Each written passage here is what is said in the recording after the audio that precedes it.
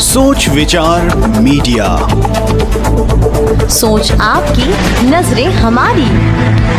एक ऐसी शख्सियत से आपको रूबरू कराने जा रहे हैं जिनसे सभी लोग परिचित हैं। शहर की एक सुपर स्पेशलिस्ट होम्योपैथिक चिकित्सा के क्षेत्र में अपने नाम को आगे बढ़ा रही मानव सेवा के साथ साथ कई गुण उनमें विद्यमान हैं। चाहे वो बात गीत की हो या फिर संगीत के क्षेत्र की हो, चाहे वो सेवा भाव की हो, ऐसे अनेक क्षेत्र में अपनी दृढ़ता और आत्मविश्वास के साथ आगे बढ़ रही। इसी के साथ आपको बता दें कि कई संस्थाओं में शासकीय व समाज सेविका के रूप में सम्मान से सम्मानित हो चुकी। यहाँ तक जब कोरोना काल के शुरुआत में ही चौक चौराहों पर तैनात जवान जो बाहर से पिछले वर्ष सैकड़ों की तादाद में आए थे, कोरोना महामारी से बचाने के लिए उन्होंने निशुल्क दवाइयों का वितरण भी किया। उन्होंने उनमें एक और खूबी पाई गई। इसी के साथ आपको बता दें कि उनके पास एक मल्टी टैलेंटेड लड़कियों का एक बैंड ग्रुप भी स्थापित किया है उन्होंने। तो उनकी जितनी बात की जाए उतना ही कम है। मेडिकल काउंसलिंग के माध्यम से लोगों का इम्यून पावर व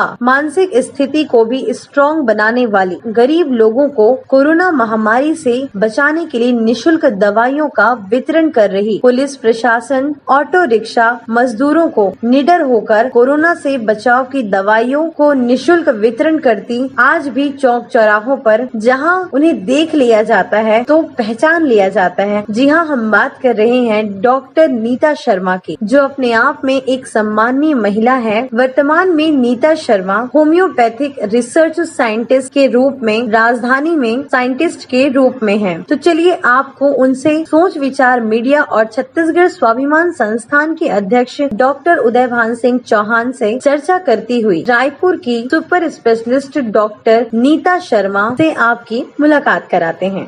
सर्वे भवन्तु सुखिनः, सर्वे सन्तु निरामया, सर्वे भद्राणि पश्यन्तु, माँ कश्चित् दुःख भाग् भवेत्। इसका मतलब ये होता है कि सभी लोग सुखी रहें, कल्याण हो सभी का, कोई भी दुख का भागीदारी ना हो और सभी निरोग रहें।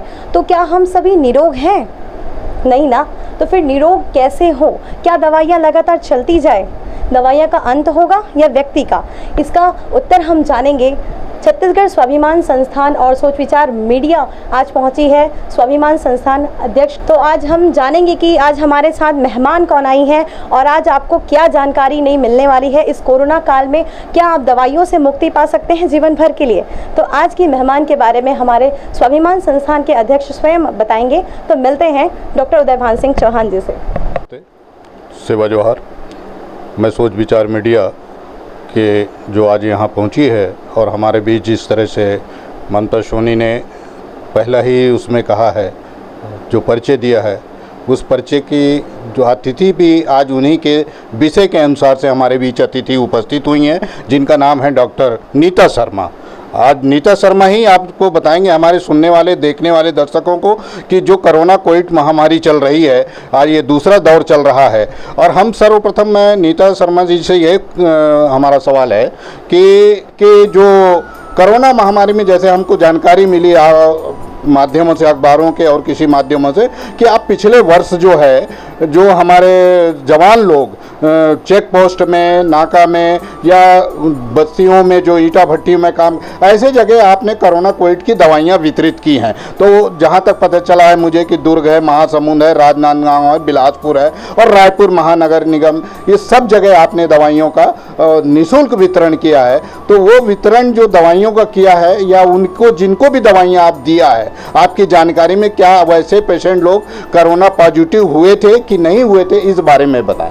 जैसे ही इस बीमारी के बारे में जब पता चला कि इस तरह की बीमारी पूरे विश्व में फैलने वाली है, तभी हमने जज कर लिया था कि इसका क्या रूप होने वाला है। तभी से करीब ये मार्च में एंटर हुआ है, 20 मार्च से लॉकडाउन शुरू हुआ था हमारा। और मैंने अपना जो काम शुरू किया है वो अप्रैल से करीब 25 से 30 हज़ार लोगों को दवा वितरण कर चुकी हूँ।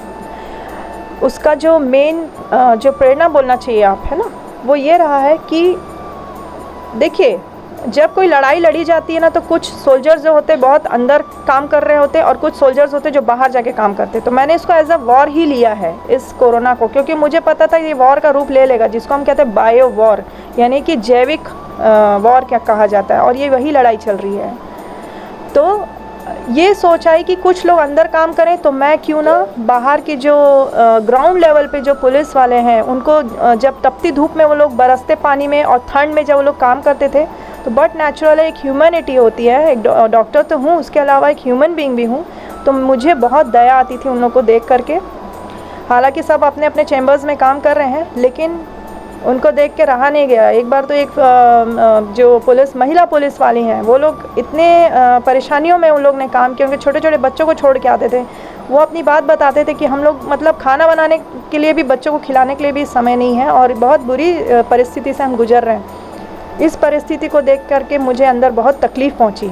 जितने भी ऑन रोड्स यानी कि सब्जी वाले तक को भी मैंने वो दवा दी है। सोच यही थी कि मैं गवर्नमेंट से आज्ञा लूँ कि नहीं लूँ। यदि मैं आज्ञा लेती हूँ तो बहुत टाइम लग सकता है इसमें, है ना। तो इसलिए मैंने अपना सेल्फ डिसीजन लिया। मैंने अपने डायरेक्टर डॉक्टर आदिल चिमथानवाला हैं नागपुर से, जो कि वर्ल्ड के एक ही होम्योपैथिक कार्डियोलॉजिस्ट है। दूसरा है डॉक्टर फंसलकर सर, जो कि मेरे पूना रिसर्च इंस्टीट्यूट के डायरेक्टर हैं।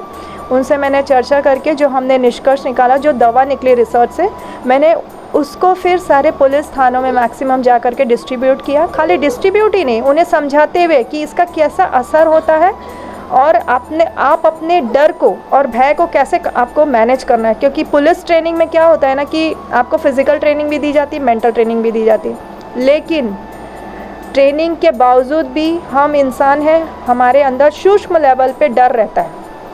ये डर ही है जो आपको पूरी तरह गिराता है। तो इसकी जानकारी मैंने उनको अवेयर सजग कराई कि चाहे कुछ भी हो जाए, आपको उस डर को यदि आपने मैनेज कर लिया तो आप कोरोना वॉर को जीत सकते हो। ये बात हुई। फिर जो बरसते पानी में जो टेंट लगा करके जो पुलिस ऑन ड्यूटीज़ रहते थे, मैं तो क्या करती थी कि बॉक्स लेकर के कार में अपने डाल करके आधी रात को भी, जैसे 10:30-11 बजे टोल्स में जो जब भीड़ आ रही थी, आज से 8 महीना पहले की बात है, दूसरे स्टेट से जो मज़दूर आ रहे थे उस टाइम पे काफ़ी पुलिस उनको उनकी जगह पे पहुंचा रही थी। तो वो खुद भी बहुत ज़्यादा स्ट्रेस में थे पुलिस वाले। जब मैं उनके पास जानकारी लेने जाती थी कि कोई आपको ऐसी कोई दवा दी जा रही है क्या आपके बचाव के लिए, तो उनका कहना ये तो था कि हमें तो कुछ मालूम ही नहीं है। बहुत इनोसेंटली वो कहते थे। तो ये बात मुझे बहुत टच कर गई और मैंने सोचा कि जब मेरे पास वो दवा है, लोग इन लोग इस तरह रोड में लोगों की जान बचा रहे हैं अपना घर बार छोड़ करके, तो मैं क्यों नहीं कर सकती हूँ मैं। तो इस तरह से ये चीज़ मुझे बहुत प्रभावित की और फिर मैं अपने उसमें व्हीकल में रख के सबको फिर डिस्ट्रीब्यूट करना स्टार्ट की। भिलाई दुर्ग में वाली वो मुश्किल से 30 किलोमीटर, लोग कहते इतने दूर क्यों जाते थे। तो दूरी कभी भी मेरे लिए मायने नहीं रखती। मेरा मायने रखता है कि मेरे जो गुरु ने कहा है कि यदि सर्विस सोसाइटी समाज आपको इतना कुछ देता है तो आपका भी फ़र्ज है एज ए डॉक्टर कि आप भी समाज के लिए आपको अपनी सर्विस देनी होगी, तभी यह हिसाब किताब बराबर होता है। तो ये मैं काफ़ी सिद्धांतवादी उस मामले में, तो ये बात मुझे उनकी काफ़ी गहरी असर कर गई और फिर मैंने सोचा कि यही एक मौका है कि मैं अपनी इस सेवा से उनकी जान बचा सकूं। और जब इंसान किसी की जान बचाता है, और जब मैंने दवा भी दी, मुझे अपनी दवा पे पूरा भरोसा था। मैंने ऐसा नहीं कि दवा दे करके मैंने उन्हें छोड़ दिया, है ना। कई तरह के डॉक्टर कैसे होते हैं, आप प्रिस्क्रिप्शन लिखेंगे और पेशेंट को देंगे और उनको जाने देंगे, अब वो जाने, उनका काम जाने। दूसरा डॉक्टर होता है कि वो अपना प्रिस्क्रिप्शन लिखेगा और लेकिन उसको लगेगा कि हाँ पेशेंट आएगा वापस और फिर पूछेंगे। तीसरे तरह का डॉक्टर होता है कि प्रिस्क्रिप्शन लिख के देता है और पेशेंट चला जाता है, ठीक भी हो जाता है, लेकिन डॉक्टर को फिक्र होती है कि वो ठीक हुआ कि नहीं, तो फिर पूछेगा फ़ोन करके आप ठीक हो या नहीं। तो मैं तीसरे कैटेगरी की हूँ। मुझे हर थाने में मैंने वापस से हर 2 महीने में 1 महीने में राउंड ज़रूर रहता था मेरा। मैं रास्ते में भी जो ट्रैफिक पुलिस मिलते थे उनसे मैं बराबर पूछती थी, आप लोग ठीक हो, आपको कुछ तकलीफ़ तो नहीं। तो ऐसा करते 80% लोग तो काफ़ी कुछ बचा लिया मैंने, लेकिन जो 20% जिनको कोरोना हुआ भी, तो वो लोग काफ़ी कुछ रिकवर कर लिए। एक भी डेथ रेट मेरे ईश्वर की उससे आई नहीं। तो मैं हमेशा ईश्वर को धन्यवाद देती हूँ कि मुझे मेरी लाज रखे वो, जितने लोगों की मैंने जान बचाने की कोशिश की वो बच सके। बड़ी प्यारी चीज़ कही है कि बीमारी के आने के पहले ही मैंने दवाइयों का डिस्ट्रीब्यूशन किया और जिससे मैंने जो 20-25 हज़ार लोगों को दवाइयाँ पिछले वर्ष दिया था और उनमें जो खुदा ने किसी को ऐसा अपनी नेमत से उनको बरकरार स्वस्थ रखा, उसकी उन्होंने बात कही है। इसके लिए हम भी साधुवाद धन्यवाद देते हैं। और मैं डॉक्टर नीता जी शर्मा जी से ये जानना चाहूँगा कि अभी जिस तरह से प्राचीन पद्धति से लेकर हमारी जितनी पद्धतियों का कोरोना कोविड में इलाज होता है, योगा से लेकर Ayurvedic, homeopathic, allopathic, oxygen, all लोग जुटे हुए हैं। आपका इस कोरोना कोविड में क्या संदेश होगा जनता के लिए? जैसे आपने अवेयरनेस की बात कही, डर हटा दें तो आपकी बीमारी आधी खत्म हो जाती है। इसके अतिरिक्त उनको और कोई ऐसा कोरोना कोविड में क्या हमको करना चाहिए, क्या सावधानियां हैं, उस सावधानी के बारे में भी हमारे जो सुन रहे हैं दर्शक जनता, उसके बारे में भी बताएं। जी, जैसा कि मैंने कहा कि आपकी मानसिक अवस्था जो है, मन है ना, वही मूल कारण है। और कोरोना में ज़्यादा से ज़्यादा लोग की जो मृत्यु हो रही है वो एंग्जाइटी बोलते हैं हम जिसको, चिंता है ना, पैनिक अटैक्स और डिप्रेशन, ये सारे नेगेटिव, इतनी स्ट्रॉन्ग नेगेटिव एनर्जी होती है जिसकी वजह से आपका बॉडी का सिस्टम पूरा गिर जाता है। ठीक है, एक बात कहना चाहूँगी, मैं JCI मेडिकल विंग से जुड़ी हूँ, तो मैं एक बहुत अच्छा संदेश देना चाहूँगी सभी को कि एलोपैथी, होम्योपैथी, आयुर्वेदिक, इसका बिल्कुल भेदभाव ना करें आप। सबसे पहले हम लोग सब दोस्त हैं और हम लोग सब दोस्त मिल कर के अभी हमने एक आर्मी तैयार कर लिया जिसको हमको कहते हैं कोविड, JCI कोविड आर्मी। तो हम मिल कर के काम कर रहे हैं क्योंकि हर पैथी का अपने एक लिमिटेशन है और हर पैथी की अपनी एक अहमियत है। एलोपैथी की अपनी अहमियत है, होम्योपैथी की अपनी अहमियत है और आयुर्वेदा, योगा, नेचुरोपैथी, सबकी अपनी एक अहमियत है। तो अभी हम जो काम कर रहे हैं, हमारा जो काम करने का तरीका है, हम उसे कहते हैं कोलाबोरेशन। हम कोलाबोरेशन करके ही काम कर रहे हैं। जहाँ पे उनकी लिमिटेशंस आती है उनके साथ हम मिल करके काम करते हैं। अभी क्या हो रहा है, ऑक्सीजन लेवल लोगों का डाउन हो रहा है और व्हाट्सअप में चल रहा है एक मेडिसिन एस्पिडोस्पर्ना, कार्बोवेज, आर्सेनिक, इस तरह की। तो ख़ास मैं ये मैसेज देना चाहूँगी कि कभी भी बिना प्रिस्क्रिप्शन या डॉक्टर की सलाह के दुकान जाके जैसे हम सब्जी लेते हैं या राशन लेते हैं वैसा कभी ना लें, कभी भी ना लें, क्योंकि आप अपना नुकसान कर रहे हैं थोड़े से चीज़ों को बचाने के लिए। ठीक है, होम्योपैथिक साइंस जो है, मैं बहुत सिंपल एग्जांपल से समझाऊंगी कैसे काम करती है वो। जैसे मान लीजिए आपका ब्लड ग्रुप A है और आपको ज़रूरत है ब्लड ग्रुप, किसकी ज़रूरत पड़ेगी? आपको अपने लिए ब्लड ग्रुप A की ही ज़रूरत पड़ेगी ना, B की तो ज़रूरत नहीं पड़ेगी। अगर B चढ़ा दिए ब्लड तो क्या होगा? वो काम करेगा ही नहीं, उल्टा आपको रिएक्ट करेगा। होम्योपैथिक मेडिसिन भी ऐसे ही वर्क करती है। यदि सिम्टम्स मैच नहीं होगा पेशेंट के साथ में और वो दवा के साथ मैच होनी चाहिए, यदि ये दोनों मैच नहीं हुई वो काम करेगी ही नहीं।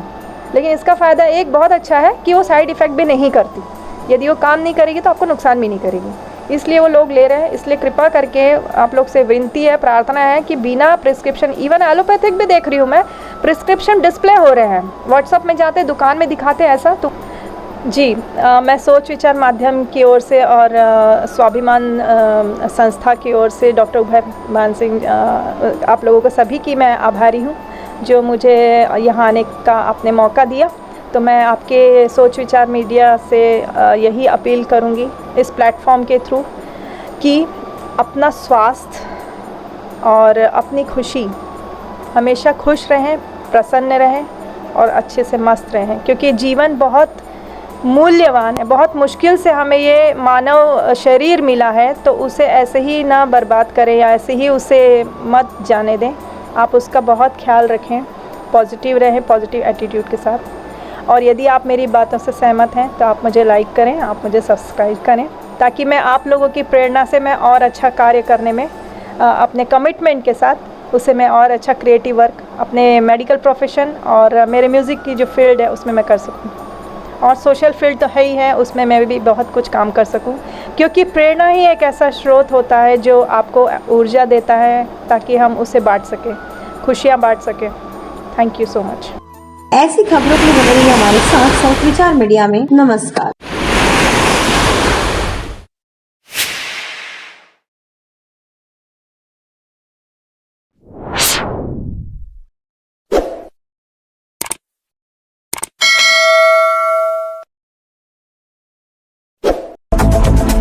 सोच विचार मीडिया, सोच आपकी, नजरें हमारी।